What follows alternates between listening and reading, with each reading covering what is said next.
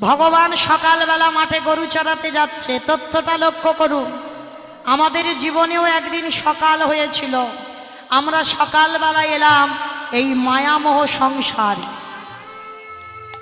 ভগবান মাঠে গরু চড়া, আর আপনারা আমরা গরু কোথায় চড়াচ্ছি? সংসার মাঠ। ভগবান দুপুরবেলা গরু চড়ায়, আপনারা কখন চড়াচ্ছে? যৌবনকাল, বিবাহ করে ছেলেপুলে মানুষ হচ্ছে, নাতি নাতনি মানুষ হচ্ছে, এটা দুপুরবেলা। কিন্তু বাবা দুপুর কতক্ষণ থাকবে? সূর্য তো পূর্ব আকাশ থেকে পশ্চিমে ঢলবে। মায়েরা দেখেছেন সূর্য যখন ডুবে যায় সূর্যের রংটা কেমন হয়? লাল হয়ে যায়। লক্ষ্য করুন, আমার দেহেতে ভগবান একটু একটু করে রং লাগিয়ে দিচ্ছে, দেয়নি? কালো কালো চুলগুলো একটা দুটো করে পেকে পেকে সাদা হচ্ছে না? আস্তে একটা দুটো সাদা হচ্ছে না? হচ্ছে তো। দেখবেন মা, আগে মাসে একবার করে গোদরেজ করলে হবে, আর যত বিকাল গড়াবে না, সপ্তাহেও যদি তুমি গোদরেজ করো তথাপি তুমি কালার আর ঢাকতে পারবে না। ভগবান প্রথম চিঠিটা পাঠিয়ে দিল, হে কলির জ্ঞানন্দজি, তোদের আয়ু সূর্য ডুব্ব ডুব্ব ভাব, তোরা সময় থাকতে থাকতে কৃষ্ণ ভজন করবি। বেলা যদি ডুবে যায় কৃষ্ণ ভজন হবে না। ভজন করতে গেলে সকাল সকাল ভজন কর। ও মায়েরা, ননি যদি তুলতে হয় তাহলে এই ঘোল মন্থন করে সকাল সকাল ননি তোলো, বিকাল হলে আর ননি উঠবে না। তথ্যটা বোঝালো, হে কলিরজি, সকাল সকাল কৃষ্ণ ভজন কর। তোদেরও যদি জীবনের বেলায় একবারে ডুবে যায় তোদের কৃষ্ণ ভজন হবে না। নিতাই গৌর হরি হরি হরি। ওমা, আমরা সবাই জানি, সবাই বুঝি, কিন্তু এক কান দিয়ে শুনি, এক কান দিয়ে বেরিয়ে যায়। যতক্ষণ এই হরিবাসরে গণ্ডিতে থাকবো ততক্ষণ কৃষ্ণ কি ধন, কি কৃষ্ণ কি বস্তু, কিন্তু এখান থেকে চলে যাক সব ভুলে যাব। এই জন্য তো আমাদের এই দশা। কিন্তু বাবা ভুলে গেলে হবে না। আজকের গোবিন্দের এক বাছুরি হয়েছে ধবলী, আস্বাদন করেন মা। এই জায়গাটুকু যদি কোনো মানুষের একটু চৈতন্য খুলে যায়, এক ধবলীর একটা বাছুরি হয়েছে মা। আচ্ছা মা, মানুষের বাচ্চা যখন হয় তাদের এখন 6 মাস ঘুমাতে দিতে হবে, তবে হামাগুড়ি দেবে।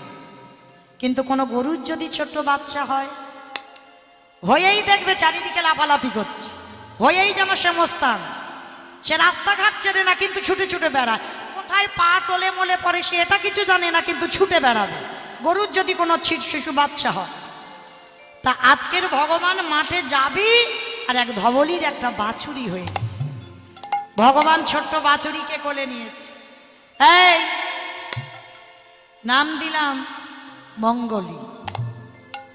আমা গরুটার নাম দিয়েছে মঙ্গলী, গাভীটা। এই মঙ্গলীর সঙ্গে আপনাদের আমাদের তুলনা করছে। কিরকম দেখে, মঙ্গলী তুই কিন্তু রাস্তাঘাট ভালো করে চিনিস না, শোন, যেখানে সেখানে ছুটে ছুটে চলে যাবি না। আমি এই গোষ্ঠে এসে আমি এইটুকু গন্ডি কেটে দিলাম বাঁশি দিয়ে, এই গন্ডির বাইরে কিন্তু যাবি না। এখানে যতটুকু ঘাস আছে তোর খেয়ে তোর উদর পরিপূর্ণ হয়ে যাবে। সবে তো তুই জন্ম নিয়েছিস, রাস্তাঘাট ভালো করে জানিস না, কোথাও যাবি না। ঠিক আছে প্রভু, তুমি যখন বলছো আমি এইটুকু ঘাস খাবো, আমি কোথাও যাব না। ভগবান মোহন মুরলীটা কোমরে গুঁজে নিয়ে ধবলী শ্যামলী কালী কমলী সবাইকে নিয়ে গোষ্ঠ গোচরণে গেলেন। শ্রীদাম সুদাম দাম বসুদাম মধুমঙ্গল সুবাহু মহাবাহু মহাবল সবাই চলে গেল। আমার গোষ্ঠের খেলা খেলতে খেলতেই হঠাৎ গগনে আর বেলা নাই, সূর্য ডুবে ডুবে যাচ্ছে। ভগবান মোহন মুরলীটা করে নিয়ে বেনুর সুর দিল, ধবলী শ্যামলী কালী কমলী তোরা কই গেলি, তাড়াতাড়ি আয়। ভগবানের একটা ডাকি, ও বাবা, তাদের তো রাস্তা জানা আছে, চেনা আছে, কোন রাস্তায় যাবার কোন রাস্তায় ফিরবো ওরা তো জানে, কিন্তু সে বস্তুটা আপনারা আমরা জানি না। আমরা আসার পথটা চিনে এসেছি, কিন্তু ফেরার পথ আমাদের সবার গন্ডগোল হয়েছে।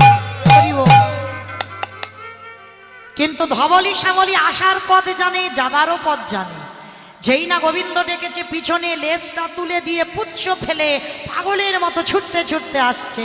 সবাই চলে এলো গোবিন্দ, সমস্ত গোপাল পাল জড়ো করো শ্রীরাম শান দাও সিংহার, সবাইকে এক জায়গা করেছে। এইবারই লক্ষ্য করেন বাবা, কিন্তু ওই যে বাছু, ছোট্ট বাছুরটা মঙ্গলী, ভগবান বাঁশি দিয়ে গন্ডি কেটেছি, এর বাইরে যাবি না, কিন্তু এর এত বেটার লোভ সামলাতে পারেনি। কচি কচি ঘাস হয়েছে, ওই ঘাস খেতে খেতে গভীর জঙ্গলে চলে গেছে। আর গভীর জঙ্গলে গিয়ে চারিদিকে ঘন ঘন অন্ধকার, চারিদিকে যখন কেউ কোথাও নেই, ওই গভীর জঙ্গলে প্রবেশ করে কচি কচি ঘাস খাচ্ছে। আর এদিকে ভগবান ধবলি শ্যামলি কালী কমলি সবাইকে ডেকে নিল, কিন্তু মঙ্গলী আজ যেতে পারছে না। কেন? ওর যে লোভ লালসা, ওই ঘাস খেতেই ব্যস্ত। এইবার যেই না ঘাস খেতেই ব্যস্ত, হঠাৎ সূর্য একেবারে ডুবে গেল, চারিদিকে অন্ধকার, বাঘ সিংহের গর্জন, চারিদিক থেকে বাঘ সিংহ মানুষের গন্ধ পেয়ে ছুটে আসছে ওই মঙ্গলীকে খাবে বলে। যেই না মঙ্গলীকে খাবে বলে ছুটে আসছে, আর মঙ্গলী অন্ধকার কিছু দেখতে পাচ্ছে না, গাছের তলায় দাঁড়িয়ে চিৎকার করলো গোবিন্দ,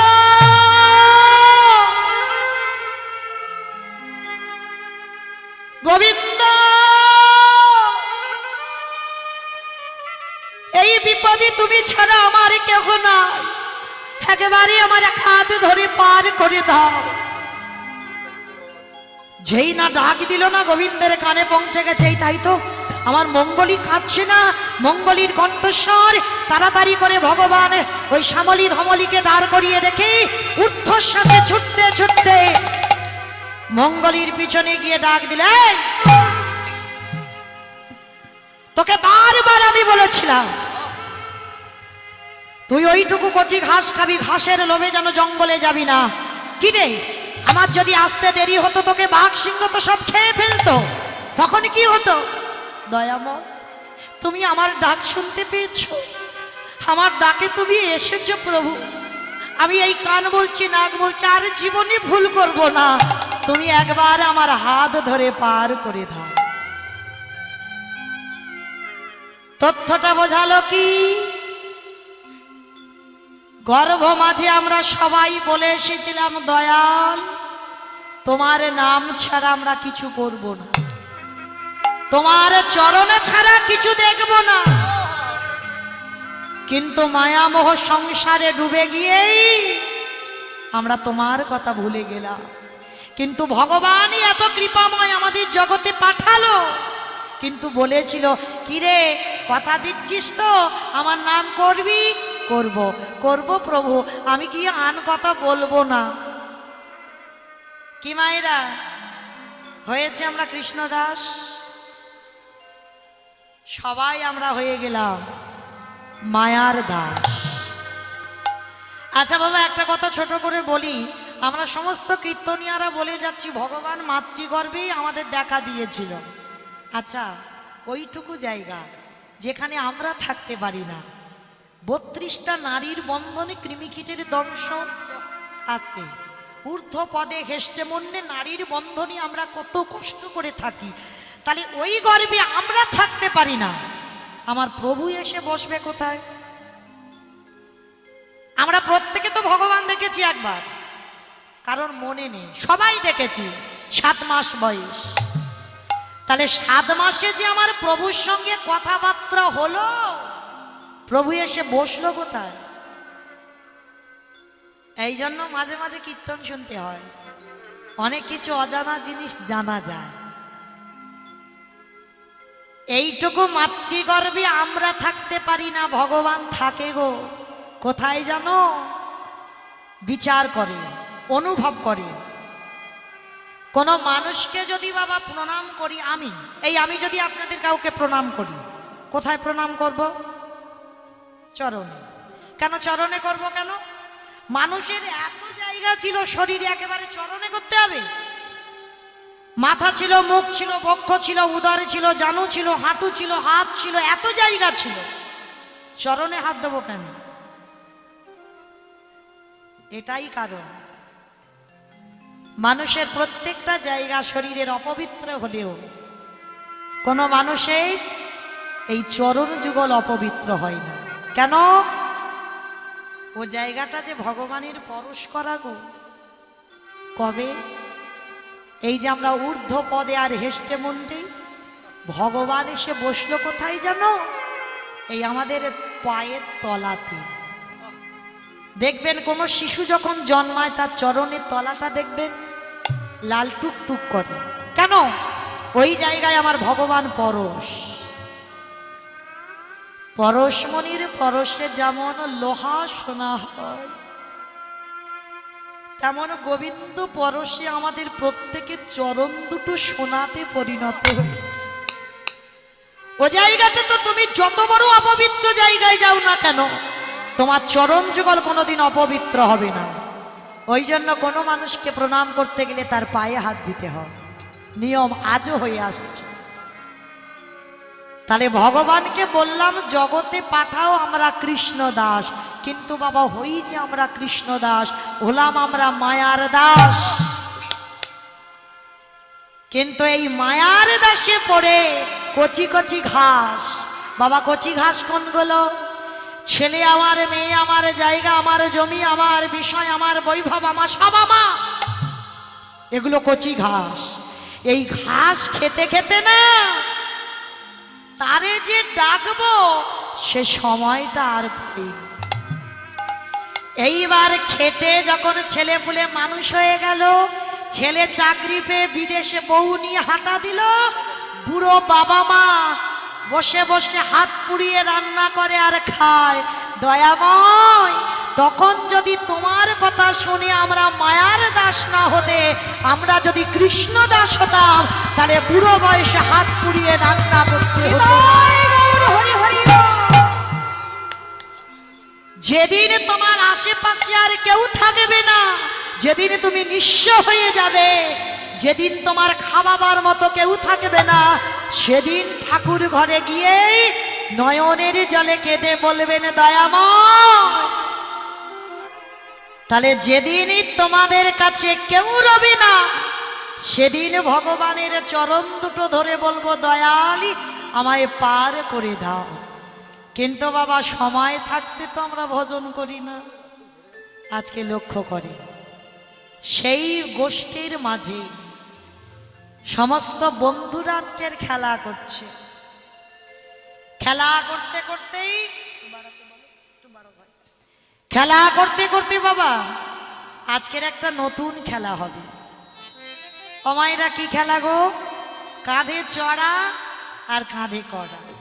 কে কাঁধে চড়াবে বলে? এই কানাই, তুই তো রোজ চোর, তাহলে তুই চোর হবি আর আমরা সবাই তোর কাঁধে চড়বো। এই রোজ রোজ আমি চোর হই, আজকের আমি চোর হব না, আজকে তোদের মধ্যে কেউ চোর হ বলে না। তাহলে কি করতে হবে? যতজন বন্ধু আছে বাবা ততগুলো পাতা, মায়েরা তার ভিতরে একটা পাতা ছিদ্র করে দিল, ওই ছিদ্র পাতাটা যার ভাগ্যে পড়বে সেই হবে আজকের খেলায় চোর। আহা, ভগবান নিজের সমস্ত বন্ধুদের দিয়েছে বাবা, এই কেউ খুলবি না। ভগবান নিজেই এইবার নিয়েছে হাতে করে, হাতে করে নিয়ে বলছে নে এবার তোরা সবাই দেখতে পারিস। যেই না বাবা পাতাটা খুলেছে না, খুলে দেখলো আমার ভগবানের ভাগ্যে ছেঁড়া পাতা। সবাই বলে উঠলো কানাই চোর, কানাই চোর। চুপ চুপ, লজ্জা করে না? কানাই চোর কানাই চোর বলে লাফাচ্ছিস? আরে আমি চুরি করে কি একা খাই? আমি তো তোদের দিয়ে খাই। তবে বেশ, তোরা যখন বলছিস আমি চোর হব, আচ্ছা মা, এই জায়গাটা আপনারা ভেবে দেখেছেন? ওই ভগবান পারলে কি পারতো না আজকের একটা ভালো পাতা দিতে? আজকেরও বেটা চোর হয়েছে, রোজ চোর হয়, আজও চোর কেন? এটাই জগৎ শিক্ষা। সবাই বাবা আমরা চাইতে শিখেছি, কিন্তু দিতে শিখিনি। সবাই বলেছি ঠাকুর শুধু দাও, কিন্তু বিনিময়ে কি দিয়েছ? তুমি দাও আমি দেব, এমনি এমনি নয়। কিন্তু এটা ভালোবাসা নয়। ভগবান বললেন, হে কলিরজি, সবাই আমার চরণ ধরে কেঁদে কতটা সুখ পায় আমার তো জানা হলো না। আমি একবার ভক্ত চরণ দুটো হৃদয়ে ধরি, যার জন্য বাবা ভগবান আজকের লীলায় চোর হয়েছে। আয় কাঁধে চড়বি, আয় বাবা। কৃষ্ণ চোর আর সমস্ত বন্ধুরা কৃষ্ণের কাঁধে উঠছে। আহা, কৃষ্ণের কাঁধে উঠে গিরি গোবর্ধন পরিক্রমা করে আসছে। জানো মা, কৃষ্ণের মুখটা একেবারে কালো হয়ে গেছে। আপনারা বলবেন হামা মমিতা, কালো ছেলে আবার কালো হয়েছে তো এতে আবার বলার কি আছে? আচ্ছা বাবা, আপনারা বলেন কৃষ্ণ কালো? ও মায়েরা, কৃষ্ণ কালো? অষ্টকালীর লীলাতে ভগবান কৃষ্ণের একটা লীলা আছে, রূপ বর্ণনা। আর এই রূপ বর্ণনাতে আছে বাবা পদাবলিতে, ভগবান কৃষ্ণের রূপ হলো কোটি সূর্য সম। কোটি সূর্য। মায়েরা, আকাশে যে একটা সূর্য ওঠে ওর দিকে তাকাবেন 1 মিনিট, 1 মিনিট কেন 1 সেকেন্ড তাকাবেন, তাকিয়ে কোনো ফর্সা মানুষকে দাঁড় করিয়ে রাখবেন, তার দিকে তাকাবেন, কি কালো লাগবে না? তাহলে একটা সূর্যের দিকে তাকালে যদি বাবা টুকটুকে কাঁচা সোনার মতো রং যদি অন্ধকার হয়, আর কোটি সূর্যের দিকে তাকালে তারপরে যদি কারোর দিকে তাকানো হয়, কি লাগবে? একেবারে কালো না? তার জন্য বৈষ্ণব মহাজনেরা পদাবলিতে লিখে দিল, কৃষ্ণের রূপ হলো কালো।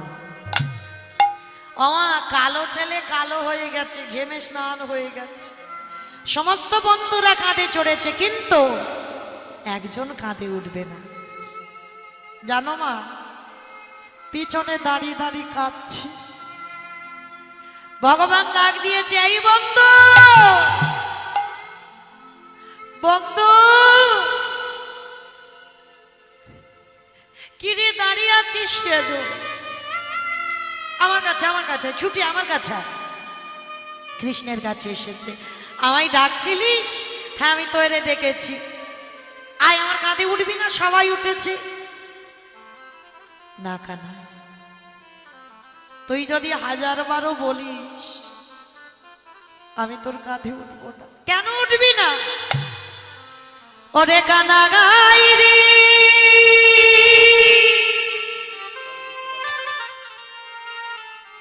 ওরে তুই কে হোশিয়ার আমি বাক্যে কই, এ কথা কেউ জানো বা না জানো, ওরে আমি তো জানি।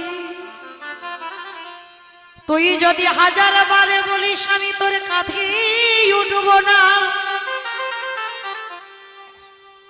ভগবান বলছো, ও বাবা, এ বেটা তো কিছুতে আমার কাঁধে উঠবে না। ও মায়েরা, ছেলেটা যেন একেবারে কাঙাল, মস্তক মুন্ডন করা, কাঁধে আছে ভিক্ষার ঝোলা, হাতে আছে বেলদণ্ড। মায়ে আসতে মা ঝোলাতে পাঠিয়ে দিয়েছে কৃষ্ণকে একটু পিঠে খাওয়াবে। ঝোলাতে পিঠে আছে। কানাই, আমি তোর কাঁধে উঠবো না। কেন উঠবি না? আমি যে তোকে নেব বলে দাঁড়িয়ে আছি রে। ওরে, তুই কি ভুলে গেলি কানা?